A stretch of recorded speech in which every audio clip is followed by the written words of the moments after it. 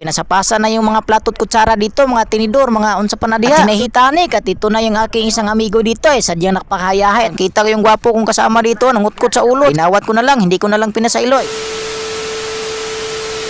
Okay, nagtapok na pala kami dito kasi nakauna-una kami nga mga ligo kami og dagat ngayon. At ito yung mga kasamahan namin ngayon mga ligo. Sadyang mga napakagwapo at puro mga gwapa pod. At sa mga oras na ito ay hinuwat namin yung tag-iya sa driver ng Titanic. At dito banda-banda, excited na pala ang aking amigo na makasakay siya ng Titanic kasi dugay ng panahon daw nga wala jud sa kasakay og Titanic. Kaya sa mga oras na ito ay di na yung dayong na namin ni Bunogski yung kaniyang dalan na Pepsi kasi napakabugat daw. At saka yung aming mga chinilas ay nang luto kaya hindi na namin pinasailoy, pinatong din namin sa Pepsi. At saka yung mga ibang kasamahan namin ay nagkabaguo din pala sila sa kanilang mga dala po. Talagang sobrang lipay na ng mga mukha nila. At sa wakas ay nakarating at nakatungtong na pala kami dito sa Titanic. At ito yung birthday boy, inagak-agak sa kanyang uyab. Napaka sweet na naman nilang tingnan. Oy, makaingon mo putag sa naol, agakon.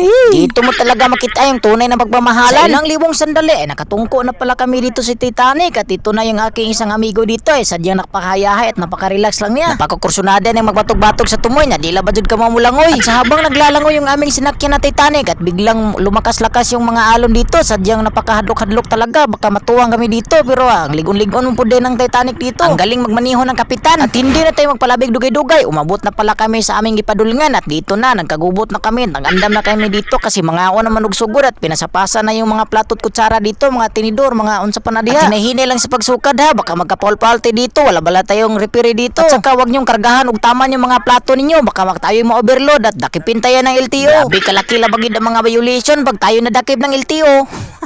Pag sure ba?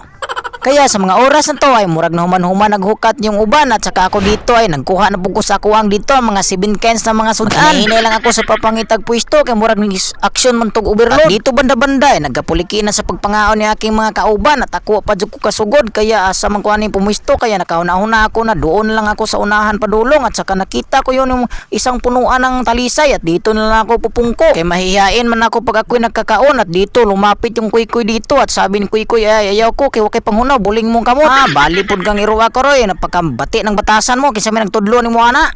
Kaya sa mga oras na ito ay murag na human-human nagpangaon yung mga kadaghanan at saka nag-andam na sila dito kay mga ligo na kuno sila og dagat. Ug ako dito, dili ko maligo kay mag-fishing ako diri. Susulayan natin sa pagcast kung may mahuli ba tayo diri. Kasi sabi ng may-ari ng bangka, yung kapitan ng bangka ay marami dong balo dito na nagpakita at nagpapakuha. At saka ako po na naminaw na uto-uto, na dali ra maulog-ulogan kaya pinili ko talagang mingwit-mingwit dito, maghagis-hagis kay baka makakuha day po. Totoo naman pala na may umastrike sa aking mga lure dito pero mga maliit siguro kasi di man mo kubit sa aking bingwit o sadyang nahadlok nang siguro sila sa akuang naw nga mura pag naog isda kasi nila napakalaay gyud kaya lumipat ako ng pwesto at pagdating ko sa pikas pwesto at paghagis ko ay sadyang napakadimalas kasi ito yung sanga ng kahoy yung nakuha ko tumambid yung aking lure dito sadya napakalisod tanggalin kasi dumasok yung kaniyang mga hait na tumoy. Mabuti pa yung sanga nagpapakuha kaysa yung mga isda ayaw nilang magpakuha kasi natatakot sila sa aking mukha. Kaya sa mga oras na ito ay nausob yung aking desisyon at saka pumunta na ako dito sa aking amigo nga nagligo-ligo banturang nagdive-dive kay nagbitbit man di siya duha ka buok tiil sa manok asa man nimo dadon imo nang i-bring house kalingawan di kuno niyag ukit samtang nagsalom-salom at saka ako dito ay nakauna na pud ako nga maligo na lang siguro oy di man ko makakuha isda kaya mosalom na lang ako dito at tingnan ko dito sa ilalim yung mga itsura ng mga isda